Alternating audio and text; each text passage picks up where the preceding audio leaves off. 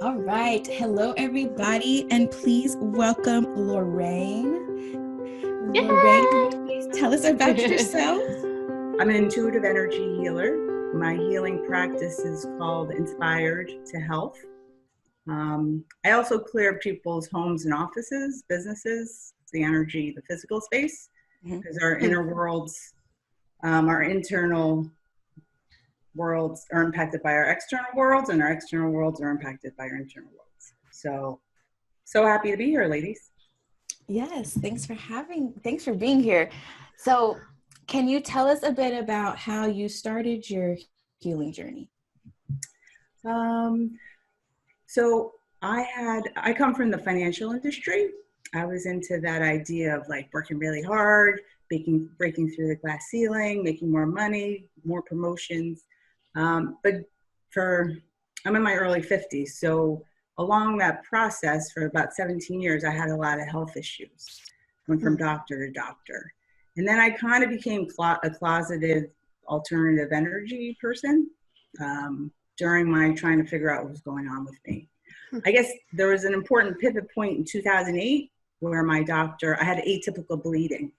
And so basically what helped me reclaim my health and my life was connecting to my sacral chakra, my womb space, and getting to the root of what was going on with me. So I had irregular bleeding.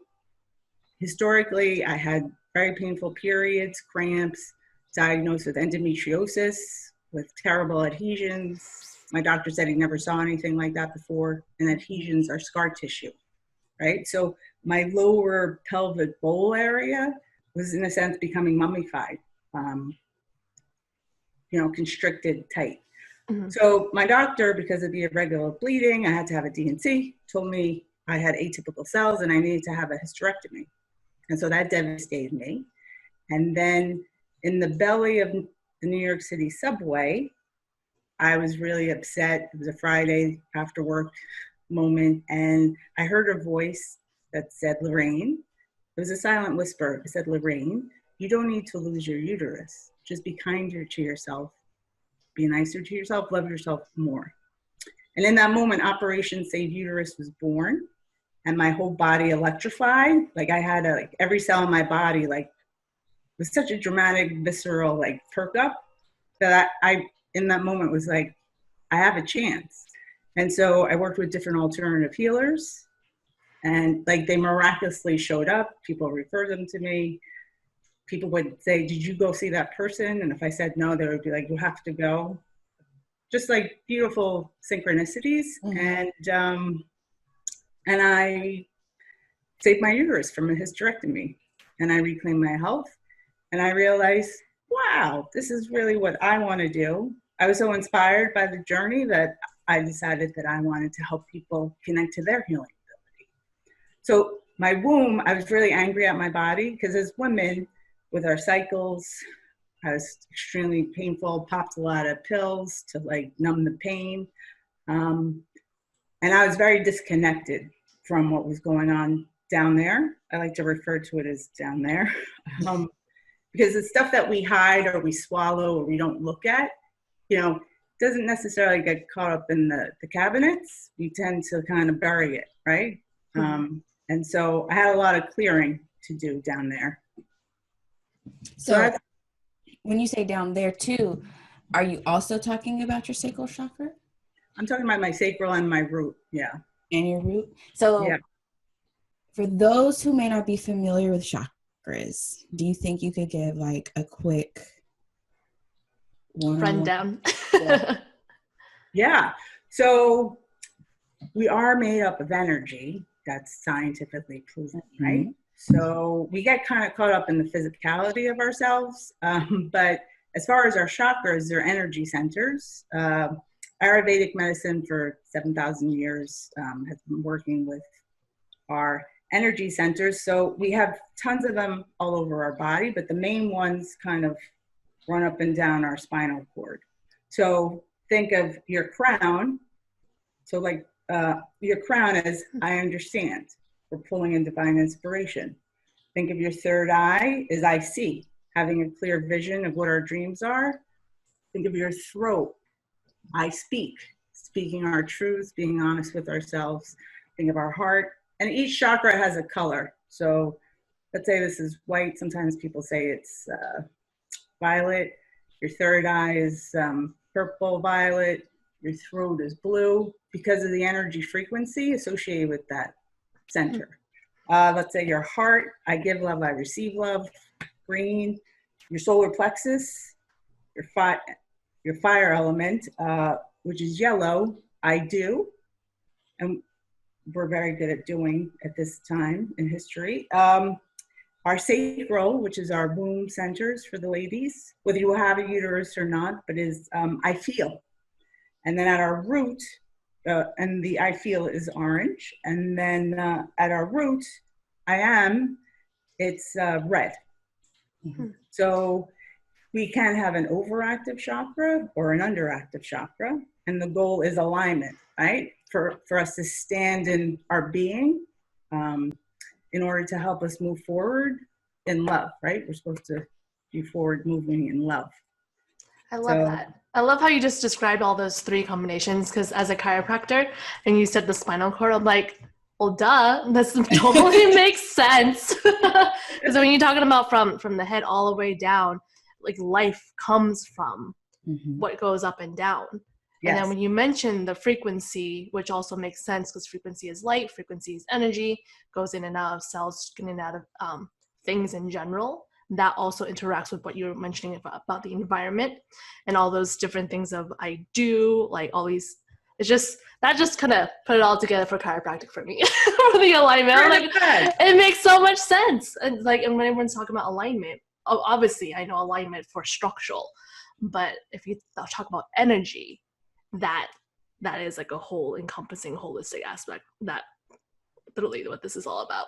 I love it. And it syncs up. It syncs up. Right. I was going to say, isn't it interesting how the physical and the energetical all align like that? Like it comes together. And like Lorraine was saying, those are your main chakra points, like, you know, the main going down, but then you have these little paths and other minor ones that circulate into each other and feed into the main ones.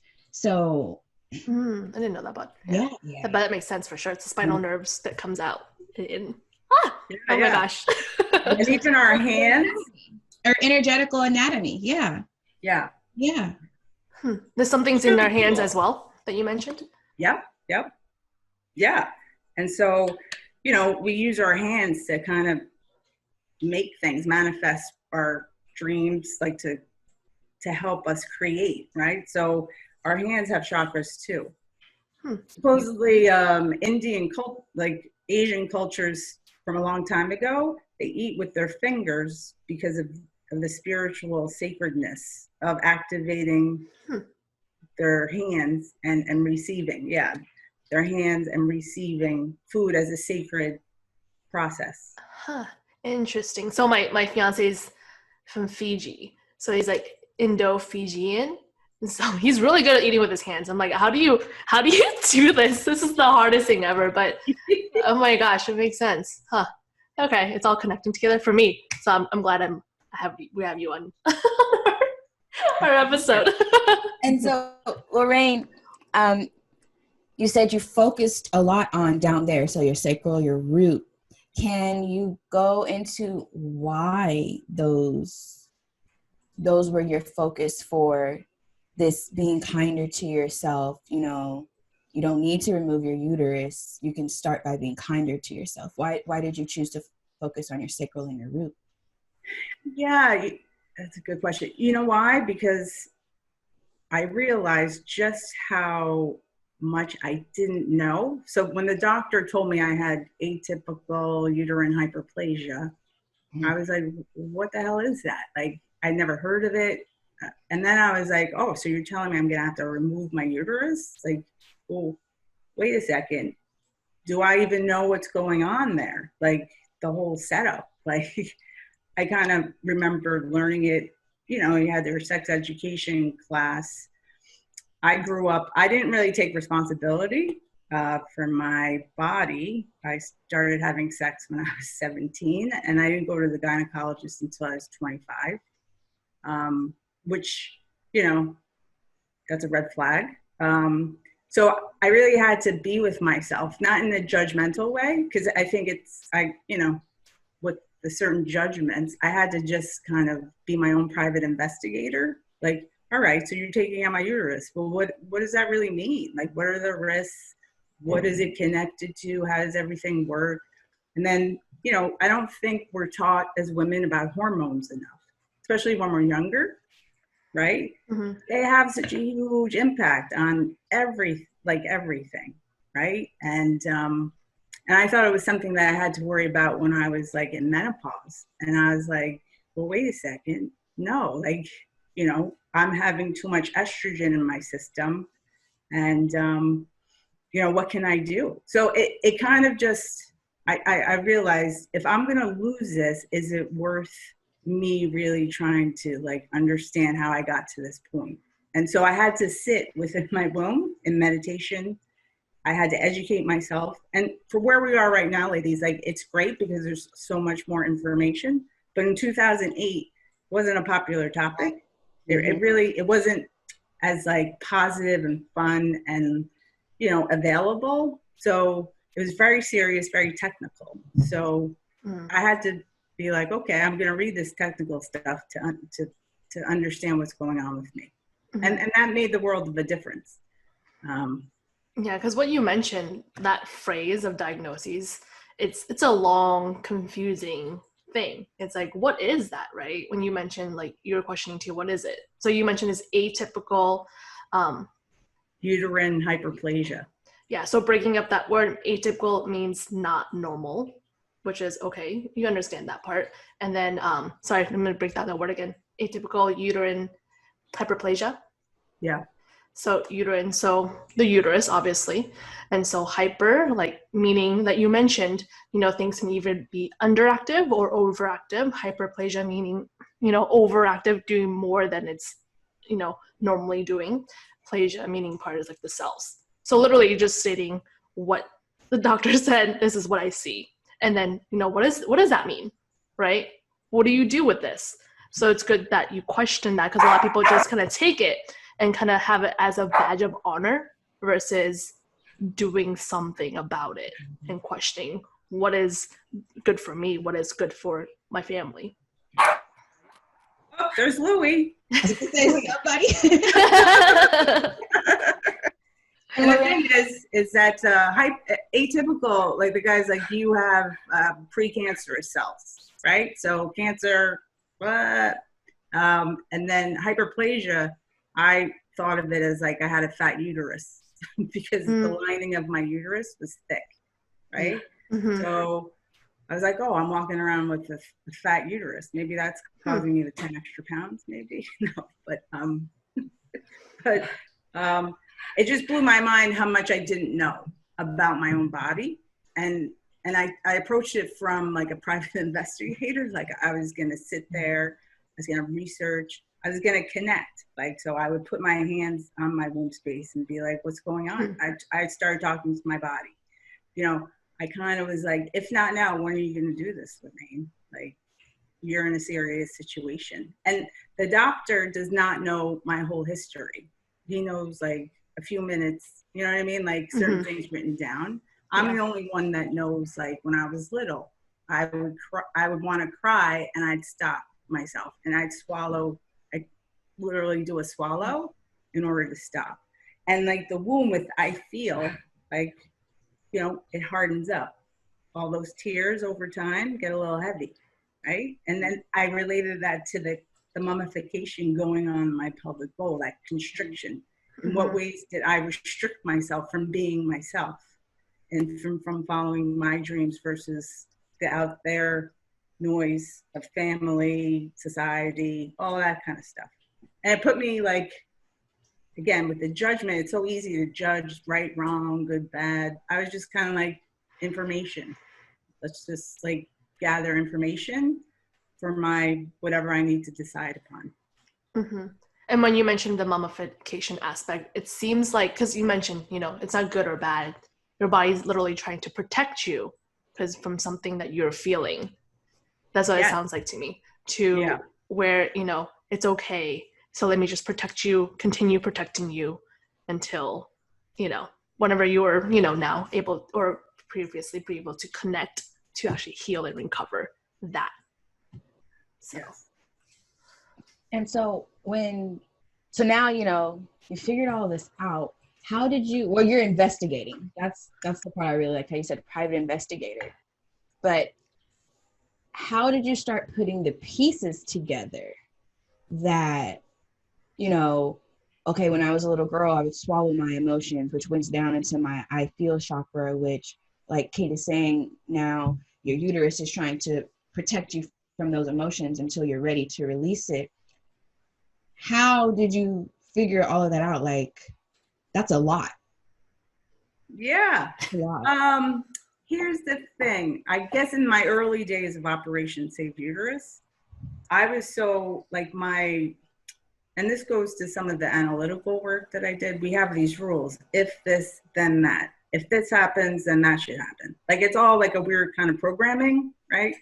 That I built up.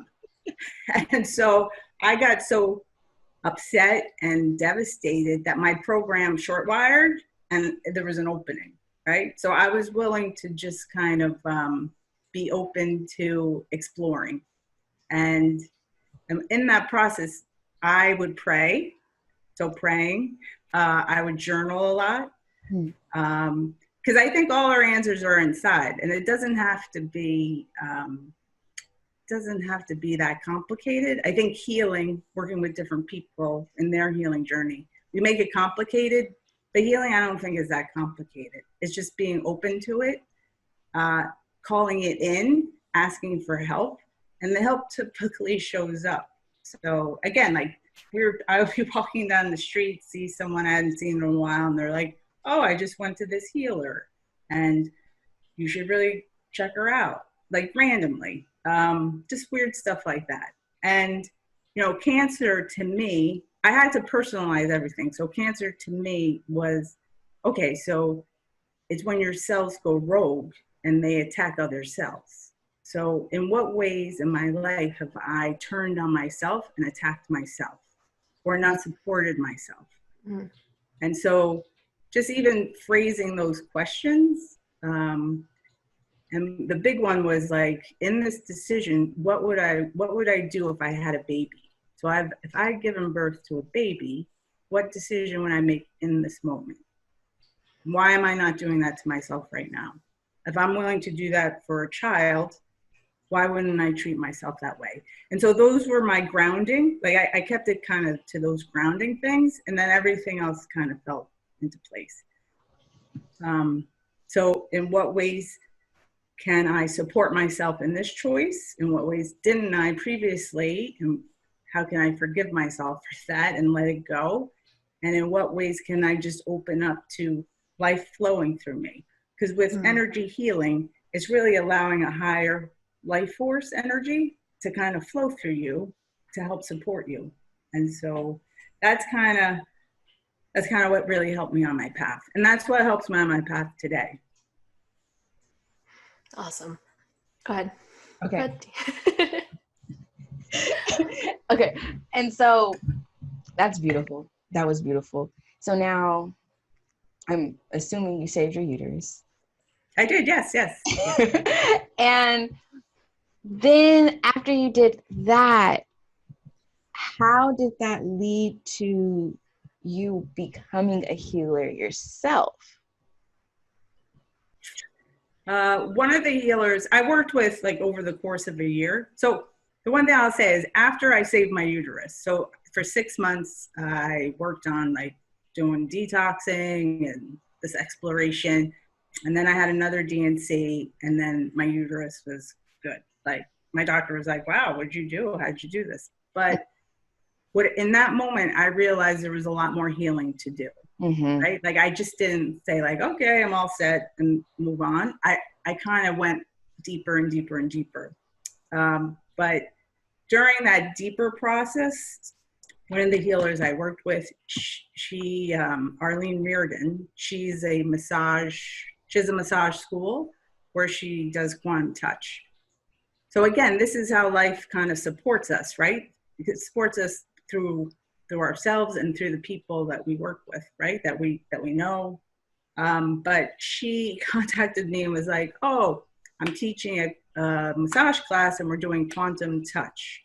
And so do you want to go? I think you'd really enjoy it."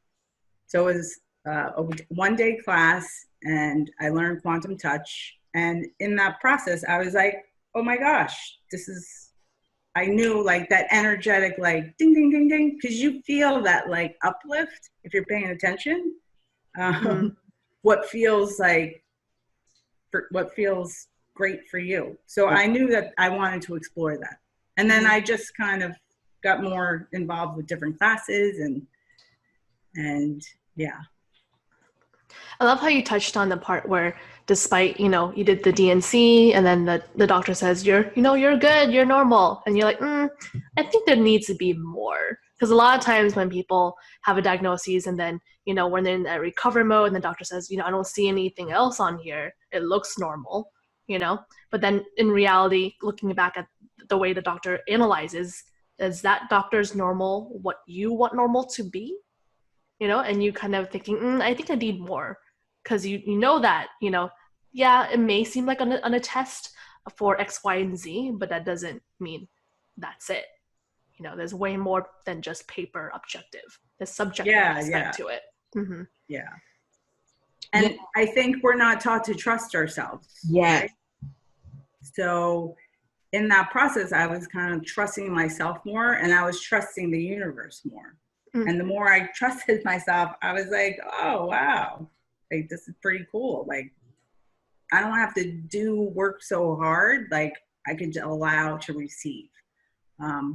And I think as women, historically, we're taught to do, whether it's patriarchy or whatever, but like what's out there rather than tune into what's inside us. Mm-hmm. Like it's inside and then that gets reflected on the outside. So that was a great opening of awareness for me. And you said this a little earlier too, that you felt everything we already needed to heal ourselves was within us.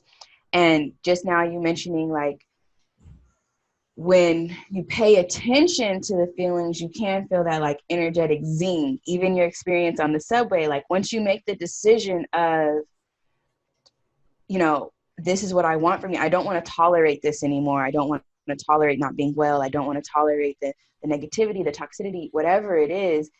There is this energetic connection, like okay, we got to switch. So, but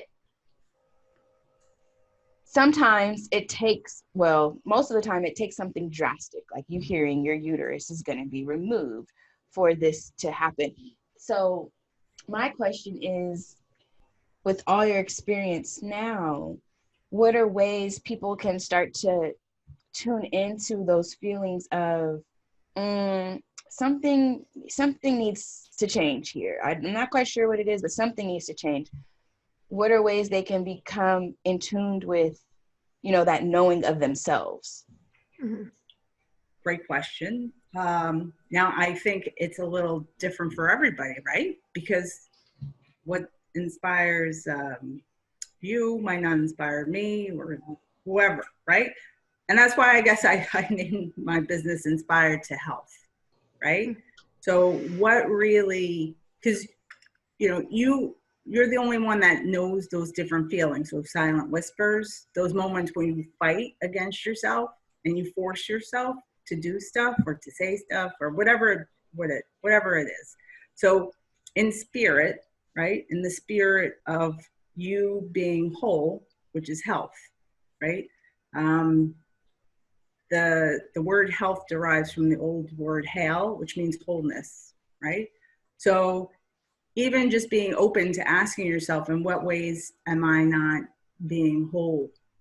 And maybe journal that. I think, we are tactile beings. So again, going back to the hands, like I've hosted workshops where women have been really violently abused in different ways. And they have a hard time touching, even putting their hands on their below their belly button. So, are you, in what ways can you touch yourself in a healing way? In what ways can you direct more love to yourself in a healing way with that intention? Because at the end of the day, if you're going to try to access the womb space at the root, it's a creative life force energy. So I would say get out of your head. You don't have babies in your head, right? You just don't. We think that we can, and as women, we're great thinkers, right? So we can ruminate, marinate, dissect stuff, spin on it. But the energy up at your crown area is fast. Direct your energy out of your head. Even if you put your hands on your heart and take a few deep breaths, like deep breaths, it'll help pull energy down. Then I would recommend that you at least try to, hold your womb space and start a conversation. Like our fingertips are unique, right? So how do you hold your own relationship with your womb space? It's like you'll get different information from your head versus if you ask questions down here. And the energy at your womb pelvic area is not heavier in a bad way, but it's just, it spins less, right? So we are spinning on a planet in the galaxy, right? It's spin. If you're in your head and you're spinning, it's very easy to get thrown off balance. But most women, I think, based on my experience working with them and even myself, is that they're grounding their energy in their I do, right? What am I doing, right? So it's kind of like you're taking an elevator and you're grounding at the base floor at your belly when you have that creative, passionate, joyful, emotional energy, and at your root is your sense of safety, security, that you might not be taking full advantage of, right? If everything's based on what you're doing. And you can't do health. You can be healthy, but you can't do health. You can't do happiness. You can be happy, but you can't do it. And so there's this, based on where we are, prior even to Corona, it's based on doing. And so it's the balancing of the divine masculine, divine feminine to being more, right? Mm-hmm. And that gets at your standing in your being more rather than your doing. Mm-hmm. Yeah, right? We're both like, oh my gosh, this is so awesome. She's talking. Because you were mentioning the I do aspect. I know we had a different conversation in regards to the C-section aspect too. Well, if you want to touch on that just a little bit. But in regards to, what is it? Oh, I just lost my train of thought because I was just looking. That's okay. Shoot. But let's switch it over to the I do C-section then, because I totally lost my train of thought.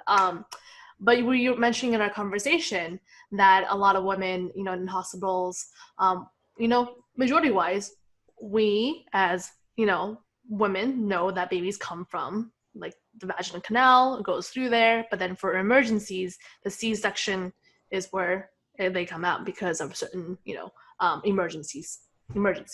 And so when you mentioned in our conversation is that when do you remember that conversation? Yeah. You want to go over that? That was really just like a mind-blowing aspect for you in regards to that. Yeah. So here's the thing. We're women. We're, we are designed to give birth through the vaginal canal, right? Now, obviously, there are issues with that, but there's been such a huge increase in the number of babies arriving to the world through C-sections, through the belly, through the I do, right? So you think of the belly, that's your I do energy center, versus taking the journey further down and coming up through the mom's I am, right? And so the difference in that has an impact to the baby's health. Because there is a difference in the microbiome and all like the juju bacteria, microbiome in the belly versus taking that journey through the vaginal canal. And so it has an impact on the baby's health. And so I guess for me, Operation Save Uterus, it was about me saving my uterus. But the further I got into this, I'm like, why are so many women spending thousands and thousands of dollars to get injected, right, with fertility treatments, right? And then why are we like having so many babies? The United States, there was a report last summer, about the preponderance of C-sections now, which was kind of shocking. But why are we like not trusting? It goes back to the trust, right? And awareness. That's why it's so great that you guys are having these conversations. But it goes to like, are women questioning, like, or researching, or getting the support that they need with the work that you're doing, Kate, right? Like, how can women activate a little bit more trust in the power of their bodies in order to have, babies? I'm not saying all C-sections are bad or all fertility treatments are bad, but there seems to be a lack of trust in this area that I think has significant ripple effects down the road. And I am a very spiritual person. So that's why I'm eating up your conversation right now. But my stories, I've told it a couple of times, but for my birth with my oldest, she almost was an emergency C-section. And I hadn't slept for for some reason, I couldn't sleep 2 days before I went into labor. Like, I was up 48 straight hours.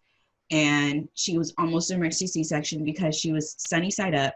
So when babies come, they're supposed to be head down or face down so that their head can fit through. She was face up. And that was what was going to cause the C-section. And I just remember, and this goes to the trusting part, because they were like, they were telling my husband, we're about to get her over to the OR. We're going to prep for the C-section. Baby's losing oxygen. I heard C-section and something in me clicked, and I was like, my baby has to come out of my vagina. Like, I remember thinking that my baby has to come out of my vagina. They are not cutting my baby out of me. And there was something that came over me, and I pushed, and I had been pushing for maybe 3 hours at this point. And I pushed with all I had, and she came out, and she's perfectly healthy and everything. And so, that's beautiful. And I think it goes back to that intuition, it's not that I didn't trust the doctors, it's not that. There is a part of me that's afraid of C-sections, because if you got to cut me open or put a needle in me, it freaks me out. But there was you want to talk about that energetic click? It was like no, we are pushing this baby out. I don't care what they say. And if I even think of my daughter now, and like how you say it relates to health things, I also feel my daughter's very in tune with her emotions. She's very wise for her age. Kate knows, kind of creepy. But I wonder now, what would have happened if I would have taken that away from her? If I would have kind of given into let's just cut this baby out. I can't do this. If I wouldn't have believed that instinct of, no, we have to push her out. And it wasn't I have to push her out. It was we have to push her out. Like, at that time, I felt I had support from my divine source to be like, this baby is coming into this world through your canal. And dang it, Kate, I just lost my train of thought because there was something I wanted to add to that. Oh, shoot. It's okay. But relating to what you were saying, though, that's part of the reason why when I was 16, thinking about, am I going to be a mom? Am I going to be like a working woman? What in that aspect. That's why I was so afraid to have babies, because of the aspect of cutting something out of you as if you're like an alien, in the movies, where it's horrifying, And in my head, I'm like, no, I'm not doing that. I think that's the reason why I said no to myself so young, because I knew that that's not what I wanted. And in the back of my head, I didn't really know that, vagina is the real normal way to come out. Yet in my head, when I was little, thinking, oh, everyone has C-sections. That's the next thing if you don't want to have a vaginal birth. Thank you. You jogged my train. You pushed my train thought along. So when I was pregnant with my oldest, I was doing a lot of research. I watched The Business of Being Born. And that was kind of what made me like skeptical of, because at the time I found out there was a trend where moms were scheduling C-sections so they could have tummy tucks at the same time. Yeah. And as alluring as it sounded, because like you said, nobody really likes the idea of their body being bent out of shape after having a baby, it felt weird to me.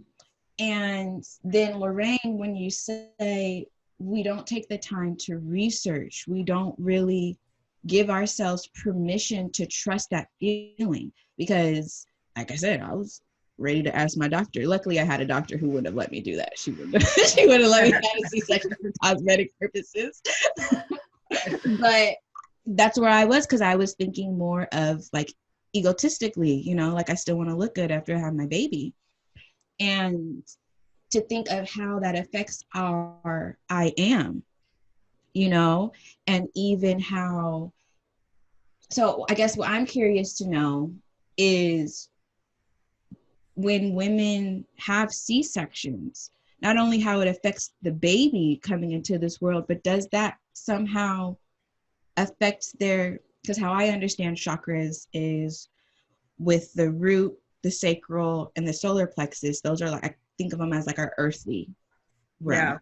Yeah. And it has to come through the heart chakra, which is of love, you know, where all love happens. And then when we speak it, it's putting it into being kind of thing.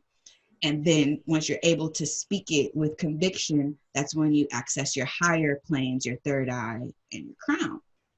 And so I'm very curious to know, how is there a way that when we cut off, you know, at the solar plexus, the sacral chakra, could that affect us being able to really connect with our root to be able to bring through that grounding to the higher planes? At a high, I don't like to generalize, but I'm gonna say yes. I think so. Yeah. Right. And I think it manifests itself in different ways. Not just having babies as well. Right. So at the solar plexus, we also have like our liver, which holds anger. Right. And then our adrenals. There's different organs that tie into this. Our fire element at the belly. And so your sacral is the water element going with the flow, right? Mm-hmm. So, you know, if we're kind of caught up at the fire element, which is a little bit more about self-confidence, self-worth, control, which is also tied to the sacral, you know, we can, we're doing too much, or we're without trying to go with the flow of life, right? There's a little bit of like, you can have not enough water to give you that fluidity, right? Of trusting life and going with the flow of life. We tend to want to know what happens. We want to do, we want to figure it out before it happens, right? Rather than that flow. Did that make sense? I guess, it's not just babies, right?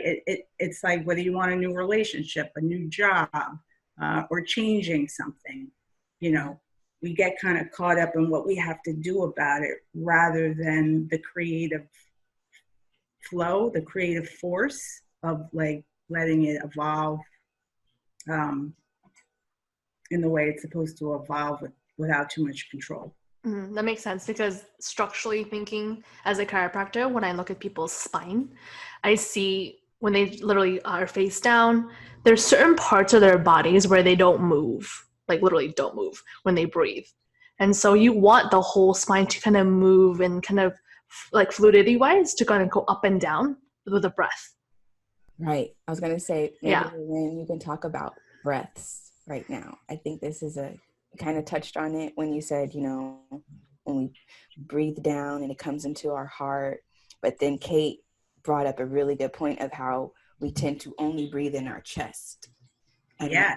We don't really let the breath go all the way and fill our belly and then come out all the way.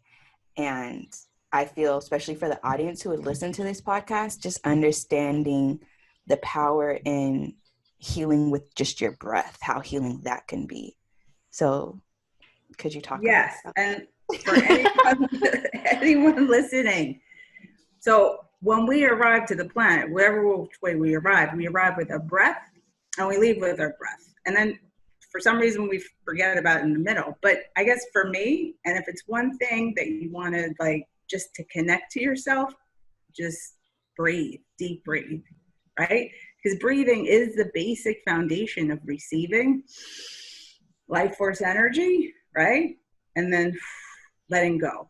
So with my clients, I'll ask them which feels better, breathing in or exhaling, inhaling or exhaling. And then it kind of gives you a clue about receiving and then letting go, right? But really deep breaths. So we tend to do shallow breaths. And right now we're in a stressful period, like with the coronavirus, which actually means crown. And so for women, how can we claim our own crown? One way is really connecting to your breath. And in French, breath and spirit are the same, right? So to say that, I have so many women with kids and jobs, blah, blah, and they're like, well, I don't have time. I'm like, well, if you can at least do 1 minute of deep breathing and that's all you have on your plate that you can do, that's an amazing, powerful gift that you're giving yourself, because it's an energetic pump. It activates that energetic pump within you, that sacred energetic pump of receiving and letting go, of connection, of life force energy, really. And it just feels good. And so to go deep, right? It is, most people take shallow breaths, but going deep in your lower diaphragm and pulling it up and letting it go, does beautiful, it allows for shifts, right? It allows for not the restriction, not the clamping down. It allows for the energy of the breath to come in and help shift things out. Because our bodies are so, especially as women, like we're incredible. We're like powerful beings. And so using your breath is by far, like, that is the greatest gift. And I didn't say it but that is one of the more important gifts I got, by just sitting, breathing, and then kind of noticing the difference in how that made me feel. So, and it's a weird resistance for people to say, well, I don't have time to breathe. Well, I mean, at least start off with 1 minute. That's it. Like, start off 1 minute and then you build on that. Yeah, I usually recommend people breathing from their belly, and a lot of times they're not sure, like, am I doing it? Is it happening? So what I usually do is recommend them having the hand on their chest and their belly, which I find so surprising sometimes when you ask someone to breathe in and not sure how to breathe. I'm like, wait, really? And you're like, oh, this is how you do it. Because sometimes we forget. We get so busy, it gets shallow breathing, and I'm like, oh, this is how you're supposed to do it. And you said you have them put your hands on their heart, their chest, and their belly? Mm-hmm. But yeah, so just to make sure that you don't have your chest. Yes, Louie.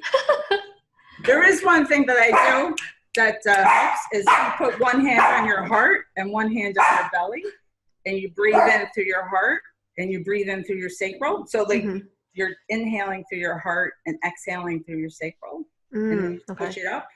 It helps people kind of be able to, because their hands are there. You breathe into your heart and you exhale through your lower hand. It's a helpful way to kind of activate the energy above and below. Gain the awareness. Yeah. And then you switch then you inhale through your sacral and exhale through your heart. And then you alternate. It creates a nice flow of energy. And people can relate to it a little bit more. And it's also something I've learned about it is it's an intentional practice of living, like you're intentionally deciding to bring in breath to be this life source, like Lorraine said, to flow through you. Even if you don't even if you're not a spiritual, energetical, woo-woo type of person, even in the basics, like Kate talking about being a chiropractor, that's just basic biology. We need oxygen for our organs. You know, we need oxygen or when we breathe, we pull oxygen through everywhere with our blood. And the intentional practice of, I'm not just going to just all day, you know, breath. I'm going to take a moment to give my body the love it needs right now, simply through my breath. And I feel like that is a big shift even I've experienced when life is feeling like kind of hard, or I'm feeling not well and I can't quite put my finger on it. But that intention of, I'm going to breathe. I'm going to remind myself that life flows through me. Life flows from me. Life is within me. I'm okay. And then that's when I can usually, okay, what are these emotions I'm sitting with? What is it that's really getting me down right now? Because now I've used the intention to bring awareness back to myself. Yeah, and that abundance. You know, sometimes we're thinking short breaths and scarcity. And like you mentioned right now, I was thinking, I mean, the air is not going away anytime soon. Like in general, it really takes the person to notice that the abundance is there and that you can take that in and allow that space for the abundance. And receive it for yourself. Yeah. Woo. Okay, so Kate has something she would like to ask you, Lorraine. Yes. So as we wrap up majority of our podcasts, I think we may have skipped one of them, but majority of our podcasts, we like to kind of ask, the question, for the work that you're doing, for the experience that you've had, what would you want to let someone know in a very short, kind of concise aspect? What's the good, bad, and the ugly that you can take from your experience, from your work, that they can kind of keep in mind that, it's not all, happy flowers, running around the field, but there are times that you can appreciate the balance and the harmony of it all. Like, what would you say the good, bad, and the ugly in that perspective is? It's just that we are designed to heal. We're designed to thrive, really. Even in the times of Corona. Again, Corona means crown, but I would say every day we're given the gift of life. There's miracles happening all around. Every day, virus or no virus, we're stronger than a virus, right? So in what ways it is worth taking time to strengthen your relationship. I don't care if you've know every energy modality in the world, or you're just starting out trying to explore healing and feeling good or wellness. Regardless, we can always go deeper. It's not about right and wrong. It's about how your relationship you have with yourself. It's the most important relationship that you'll ever have. And that you have a gift through your breath, through your intuition, through trusting yourself, to activate that in a deeper, stronger, more powerful way. Whatever chaos is going on outside, it's all within you. So I think that sometimes it can be overwhelming, well, what is this lady talking about? But there is support. So if you're not sure, then know that there's plenty of women out there, or men, or whoever, that are available for support. Because we're in a time of collaboration, right? What you ladies are doing is collaborative, right? We're all here to support one another. So trust in that. If you open up to yourself, the universe kind of responds in kind with support. But it's the asking. I think women are afraid to ask for help. There's a lot of judgment or shame, or thinking that they can't do it somehow, that they're not trusting their ability to do it. But I hope that if you hear those silent whispers, if you feel those little energetic blast or fizzes, or however it shows up for you, to kind of be curious. I think curiosity is also another key ingredient for making that connection. So it's not a one and done. We're not designed to go from 0 to 100 in 6 seconds, right? It's a process. And so trust in your own personal process, which is different than anybody else's. But today counts in that process. Love it. Thank you so much, Lorraine. We've enjoyed this so much. And before you go, can you please tell us where we can find you online? Sure. Well, thank you very much, Kate and Tiara. It's been delightful and fun. All right, so my healing practice is inspiredtohealth.net. I'm on social media, Facebook, Inspired to Health, Twitter, Inspire to Health, and Instagram, Sage of Clear Spaces. So, I'm available for support remotely if anybody has any questions.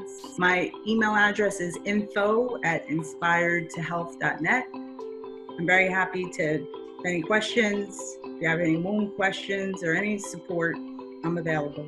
So thank you so much. Thank you. We'll link all that in the show notes for anyone who are curious and want to learn more as well.